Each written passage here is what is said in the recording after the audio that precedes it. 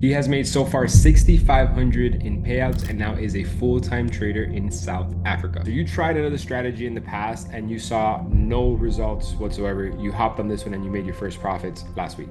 Yeah, countless strategies, countless fails, all kind of stuff that goes along with it. 2 years went by, and I saw you again on Instagram. I was like, man, this guy's been here for a while now, so let me just give it a try. And now I want to keep making money and being profitable. It feels surreal after 3 years of just grinding and grinding and just knocking on the door that won't open. Eh? Welcome, ladies and gentlemen, back to another Swing Trading Lab success story. Today we have Gustav, where he's been trading for the last 2.5 years, where he stumbled across the community from Instagram, joined the community, and ever since he joined, he said that he has never looked back. He has made so far 6,500 in payouts and now is a full-time trader in South Africa.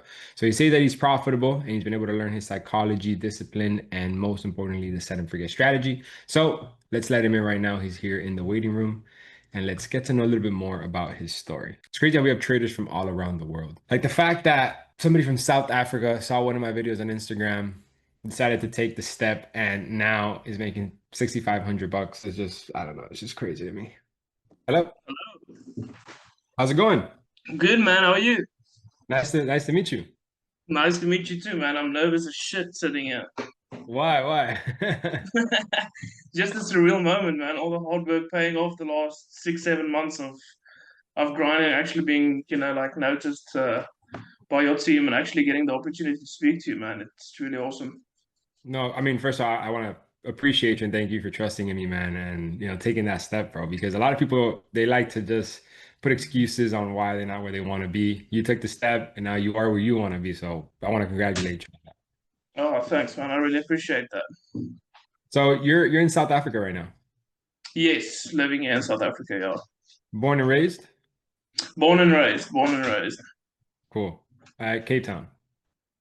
No, like 400 k's from Cape Town, but yeah, we Okay, can call so it Cape Town. you could call it Cape Town. Okay.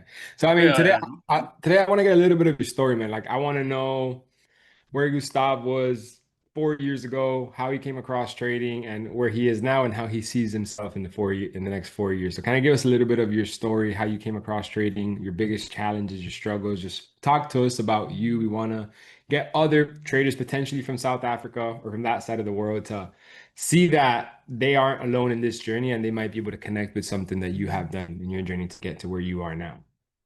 Awesome, man. Yeah, like initially I started with like stocks, but I quickly realized like 3.5 years ago that the entry barrier to stocks is very high Hmm. initially. And yeah, I worked in telecommunications like signal towers for cell phone signal and that kind of stuff. And so yeah, one of my friends actually did stocks at the time, and I like fell in love with the idea of the freedom that it can offer me in the long run. So yeah, I dived into that and then obviously rerouted to forex after a lot of research. And then from there on, countless strategies, countless fails, all kind of stuff that goes along with it. Like I would assume every trader goes through.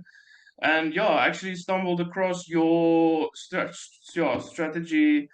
Actually, when you were still living in that apartment, I think it was the first apartment that you went to after moving from your mother's house. Yeah, that's crazy. So you've been Yeah. around for a while. You've been around for a while. No, actually, I've not been. I entered the another course from someone else, and I just saw you on Instagram, and I thought it was cool. But I'm not gonna go and like diversify too much. Like I'm gonna focus on what I'm doing now. And literally, I think like 2 years went by, and I saw you again on Instagram. I was like, man, this guy's been like here for a while now. So let me just give it a try. And then yeah, I got on a call with one of your team members, and yeah, got joined 6, 7 months ago on Set and Forget, and yeah, last week was my first profits in the market. So yeah, it's been a heck of a journey to get to here. But yeah, looking forward in the months or whatever to come. Yeah, I mean, I'm glad that we're doing this podcast now because I want to take this moment to kind of like prepare you for what's to come, right? Because you've been 2.5 years in this journey. You used a different strategy and you saw no results whatsoever. You hopped on this one and you made your first profits last week. Yeah. Yes. So I'm sure it feels great, right? Finally you make some profits. It's like, you see like the light at the end of the tunnel, but you almost don't want to like get off of that high horse, right? Like you want to stay with that momentum, right? I assume. 100%. I want to stay with that momentum, but the psychology, there's like levels to the psychology. Is like, if I can put it this way, like getting started, struggling, keep on pushing, and then eventually get to this new level that I've never been, and making money. And now I want to keep making money, and I'll burn my fingers this week in the market, so especially uh, wanting to continue the grind, um, forgetting about the patience and everything I've learned along the way. So that's just like the next level of psychology that I need to master, and looking forward to it. But yeah, I have like this dome around my head, and actually being profitable. It feels surreal after 3 years of just grinding and grinding and just knocking on the door that won't open. Eh? Mhm. I mean, that's kind of how it happens, right? It's not like college, or it's not like when you graduate or you win a competition or you win something. No one's going to come and give you a trophy and be like, hey, you're now profitable, right? It's just something that, Exactly. it's such a weird feeling. You kind of almost have to believe in you being profitable, even if you have a losing week or you have a losing month. Like, you're only as profitable as the money that you risk, right? Because like if you make, for example, now the $6,500 that you made, and then you just lose it all because you risk the full 6,500 on the next trade, that doesn't mean now that you're not a profitable trader. That means you just made a poor decision on the type of risk management that you're going to be, or the type of risk management that you use for that specific trade. What keeps you a profitable trader is that risk management.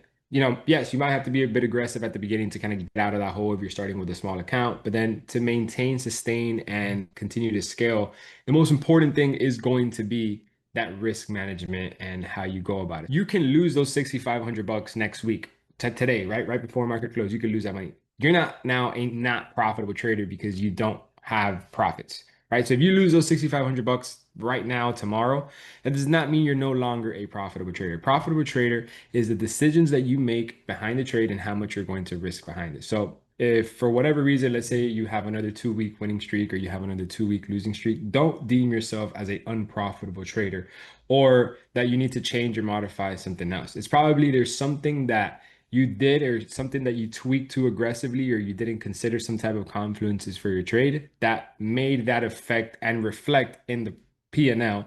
But a profitable trader is just somebody that understands that, right? So I just kind of wanted to explain that to you and manifest that for you. Yeah, thanks, man. I really do appreciate that. Yeah, it seems like every barrier that I hit my head on, I really hard on myself.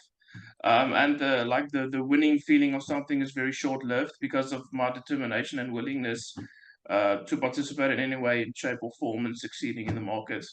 But I would say the risk to reward factor, actually, I came to not master, but I actually that like the patience, your strategy, like the set and forget situation in the form of you execute the trade and you like try to forget it at least.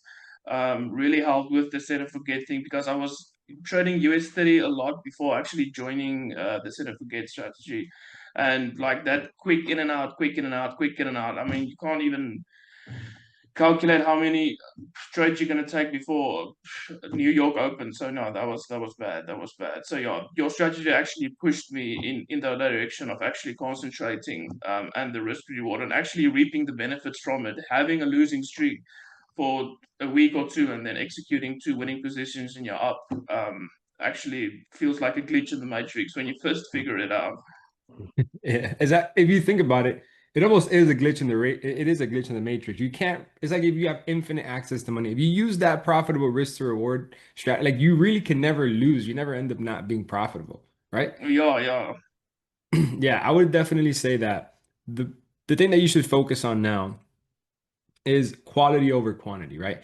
You don't want to now be the most aggressive person. You now want to, if anything, flip it around, right? Because the way you kind of go about your first profits is how you're going to go about the way you're going to react after what happens to the next trade, whether you make or lose money. If you lose money, you're going to be scared to lose on those profits that you just made. If you made money, you're going to feel very confident. You're going to want to make more and you feel invincible, right? You feel like you just cracked the matrix.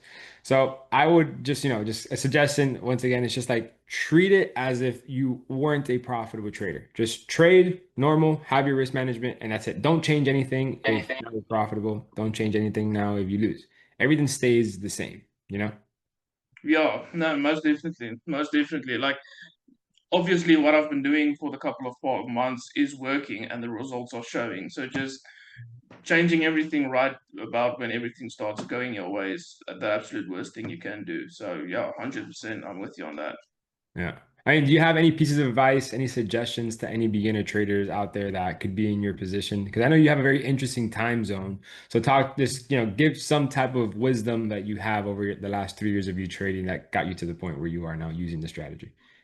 I would say patience is most definitely like the hardest uh, skill to master and actually understand. Like having patience can only get you so far if you don't know when to execute, if you know what I'm saying. Like having patience is one thing, but actually having the skill to execute is another.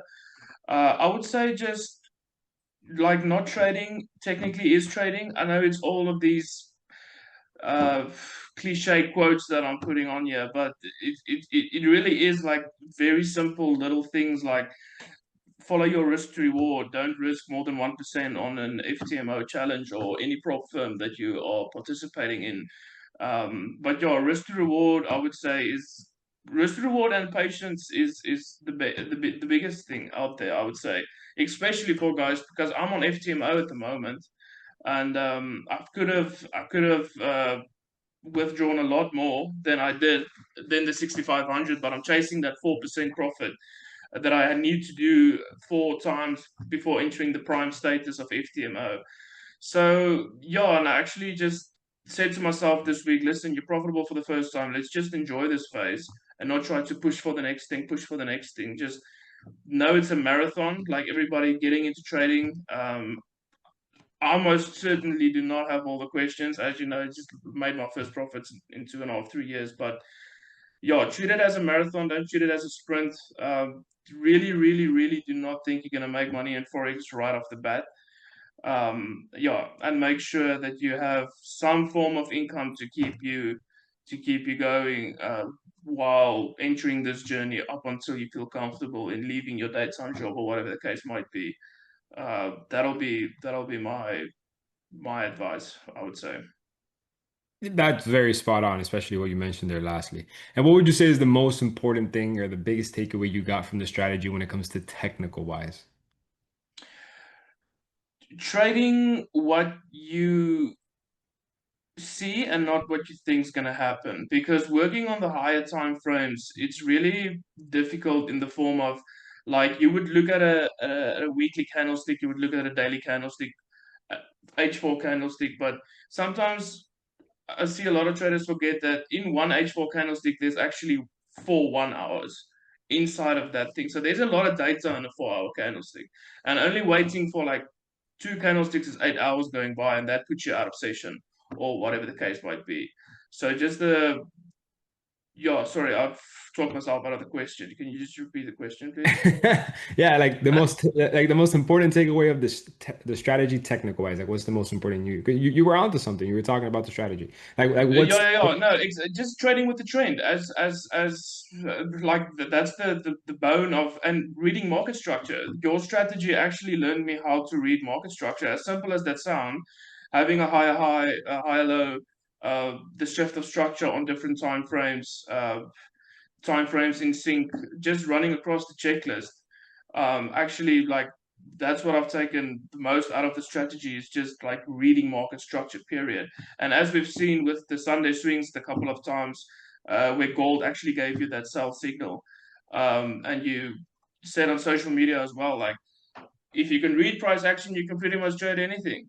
And I believe like reading market structure is genuinely understanding when the market is bearish and when the market's bullish, and that's one of the biggest things that I've taken from the certificate strategy for sure.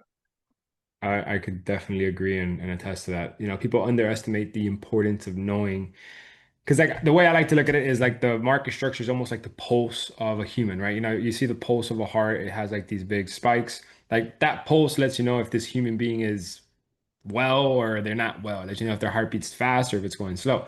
The market structure is the exact same thing. And if you wouldn't know how to read the pulse on a human, you won't know if they're about to have a cardiac arrest or if they're about to pass out, right? It's the exact same thing with the market. If you're not able to read properly the market structure, you're not going to be able to understand if it's trending fastwards, if it's trending bullish, if it's trending bearish. So that is, I would recommend 99% of traders out there. If you just can predict correctly, or not predict, if you can analyze correctly that the market is going up, just buy. If it's going down, just sell. You will win more than 99% of the traders out there. It's insane.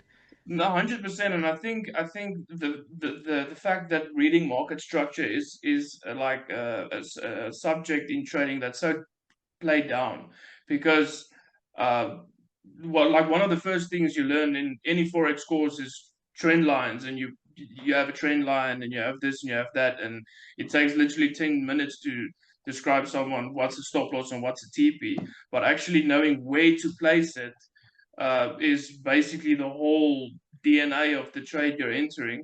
And it actually takes time, and it takes time in front of the markets to identify a bearish or bullish market. And I don't think a lot of people understand, yeah, as we've said, like the importance of actually knowing where the market is and where the market's moving. Um, yeah, that's basically like you said, the pulse of the market is literally the market structures and knowing if it's bullish or bearish. I agree. I agree. Well, I mean, do you have anything you'd want to ask me? Any questions here that you like? This is your moment, you know? Yeah. I just want to ask you, like, if you can name one or maybe two things that once you like mastered it, had a massive impact in your trading in general. If you can take me back like 4 or 5 years back, Yeah, like, not even yeah. I wouldn't even say it's 4 or 5 years. I would say it's like 1, 2 years. Because when I was already profitable, what really made me scale was the way that I would not take a trade when it was perfect. And it's crazy to hear that, right? Or for me even to say that, because if I would have heard that from myself 2 years ago, I'd be like, what the fuck does that even mean, right? It's like, bro, wait, I've worked 4 years to learn the perfect trade.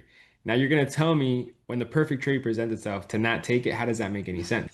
Right?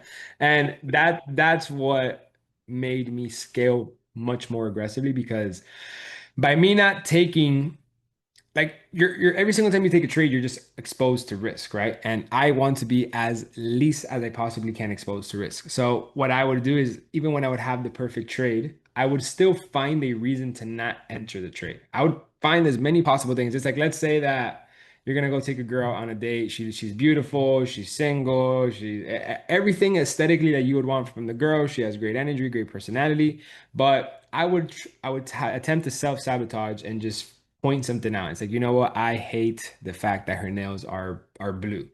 I will not go out on a date with her or take her serious now because her nails are blue. The nails, her being blue, have nothing else to do with everything else. But that one thing would make me not want to do it. And that would maybe save me from having a toxic girlfriend or getting into a problem. Maybe she has a boyfriend. I don't know about whatever, right? I'm telling the most random analogy. But Yeah, like the market could give me everything that I would want, but because there's one thing that is not clear, I'd call off the whole thing. And me doing that over the course of 10 trades, my win rate went from like 40, 50% to like 70%. So the trades that I was losing on, I was no longer losing, so I was winning more. And then this is the second thing. When I was winning more, the trades that I was winning, I was holding more. So that decision making on taking the better quality trade made me more confident to hold the winning trade more. So I'm saving myself those 2, 3 losing trades, which saves me, let's call it 2, 3%. So I'm making an extra 4 to 6% if all those trades were to be a 1 to 2 risk to reward, because there would now be winning trades. But now I'm maximizing those winning trades to a 1 to 3, 1 to 4. So I'm really gaining like an extra 10% by not taking 2, 3 trades, just because I'm not losing the money and I'm maximizing the wins. That right there, yeah. yeah, that right there is my secret to how I scaled. Yeah, that's actually very interesting because I'm now on the path of the whole FTMO. Like, I'm funded with a 200K account, two 200s actually. My wife has a 200 as well. that are managing like basically for her. But the thing is, I want to know, like, I think it's a very open-ended question. What I'm about to ask is, when is the right time like to go personal accounts? Because risking 1% on the FTMO fund, it basically you got 10 trades. When you fuck up, you're done. Yeah, yeah, So how do you compare that between switching the flip and going live? yeah, that just goes to so much, like so many things, so many things factor into that. You have, your personal savings, your time zone, how good of a trader are you actually? How much do you need the money? Are you emotional? Are you aggressive? There's just so many things that go into it that I wish I can have a black or white answer for it, but Yeah, no. yeah, it really just comes down to when do you feel the most comfortable, honestly. I actually said you just said time zones. Here in South Africa, we pretty good. The London starts 9 o'clock in the morning, and Amazing. market, yeah, three p.m. it's New York, and then 7:30 it's PM session, and then like 9 o'clock, 10 o'clock everything dies down. I think it's very similar to when you was in Dubai. It was the most amazing shit ever. I'm not gonna lie. It was like that was another hack in the Matrix, honestly. Yeah, It's probably weird for you. I mean, growing up into the industry, being in the Eastern time. Like you're so used to staying up late and targeting London session at midnight. yeah, yeah. But I mean, whatever. I got used to it. It became part of my routine. Yeah, yeah. But I mean, yeah, Gustav, this is amazing. I hope to wish you great success in your journey. I hope you take everything that I told you well. I hope you really do double down on these things and just know where you are in your journey. And just because you lose doesn't mean you're not a profitable trader anymore. You got to understand that it's just a probability game and take those key takeaways so you scale your trading, Gustav. Thanks a lot, man. I just wanted to say thank you from our side. I think, like, thank you for the Sunday swings. Thank you for the person that you are in the industry. I don't think you hear it enough, but you have an awesome team. I mean, the way that they engaged with me regarding this call, all the updates and all the help. The community is like there's no toxicity in the team, on the school community, and I just want to thank you as a whole for just like the person you are in the industry. I think you're changing a lot of people's lives, and yeah, thank you. Thanks a lot for this call, and I can guarantee you will see me in another podcast thingy in the next year. I'll make sure I'll join you again on a call. I appreciate that. Trust me, that coming from you means more than you can imagine. So I appreciate you, Gustav. Yeah, thank you, All right. Alex. I really Thank you very appreciate it. much. You have a nice one, and I'll see you soon, eh? See you soon, mate. See ya. Bye. Ciao.